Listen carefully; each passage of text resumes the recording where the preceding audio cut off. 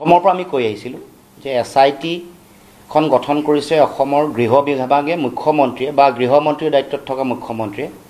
এতিয়া মুখ্যমন্ত্ৰীৰ কথাবোৰৰ পৰা সমগ্ৰ অসমৰ ৰাইজৰ সন্দেহ হৈছে যে এইখন CID নিয়ন্ত্ৰণাধীন যিখন SIT আছে, এইখন SIT আচলতে সকলো তথ্য পাতি বিষয়বস্তু আচলতে মুখ্যমন্ত্ৰীয়ে গম পাইছে নেকি, বা মুখ্যমন্ত্ৰীৰ ইচ্ছা অনিচ্ছা মতেই গোটেই কথা বতৰাবোৰ চলি আছে নেকি। সেইকাৰণে আৰম্ভণিৰে পৰা মুখ্যমন্ত্ৰীয়ে হত্যা কৰা বুলি এবাৰ লাইভত ক'লে, যোৱা কালিও দৃঢ়তাৰে কৈছে।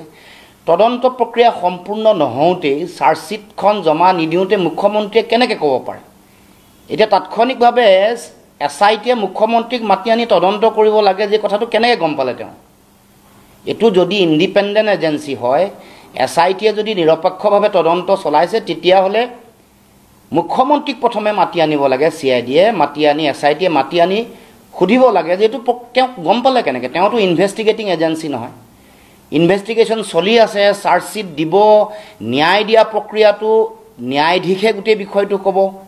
কামৰূপৰ মুখ্য দণ্ডাধীশৰ ন্যায়াধীশে এই গোটেই কথাটো ক'ব। নহ'লে ফাষ্ট ট্ৰেক কোৰ্টত যেতিয়া যদি গোটেই বিষয়টো দিয়ে, উচ্চ ন্যায়ালয়ৰ মুখ্য ন্যায়াধীশে কাৰোবাক দায়িত্ব দিব, সেইখন কোৰ্টত কেছটো চলিব, তাৰ পাছত গোটেই বিচাৰ প্ৰক্ৰিয়াটো সম্পূৰ্ণ হ'ব। তেওঁলোকে এই শপতনামাখনৰ ওপৰত ভিত্তি কৰি তেওঁলোকে এটা ৰায়দান কৰিব। এতিয়া মুখ্যমন্ত্ৰীয়ে কেনেকৈ পাৰিলে, সেইকাৰণে আমি প্ৰথমৰ পৰা কৈছিলোঁ যে CBIক দিব লাগে। কাৰণ গোটেই কথা বতৰাবোৰৰ লগত মুখ্যমন্ত্ৰীৰ পৰিয়াল, মুখ্যমন্ত্ৰীৰ ঘনিষ্ঠতা যিসকল মানুহৰ বিৰুদ্ধে আঙুলি উঠিছে, সকলো কথা জড়িত হৈ আছে। এতিয়া কথাই কথাই সেইকাৰণে মুখ্যমন্ত্ৰীয়ে প্ৰমাণ কৰিছে যে এই গোটেই বিষয়টোৰ লগত, এই গোটেই বিষয়টো সম্পৰ্কত তেওঁ জানে, এই গোটেই বিষয় সম্পৰ্কত তেওঁলোকে আগতীয়াকৈ কৈ থকা কথা, এইটো কথা প্ৰমাণ কৰিছে। আৰু সেইকাৰণে বাৰে বাৰে তেওঁ গোটেই কথা বতৰাবোৰ সলনি কৰি আছে।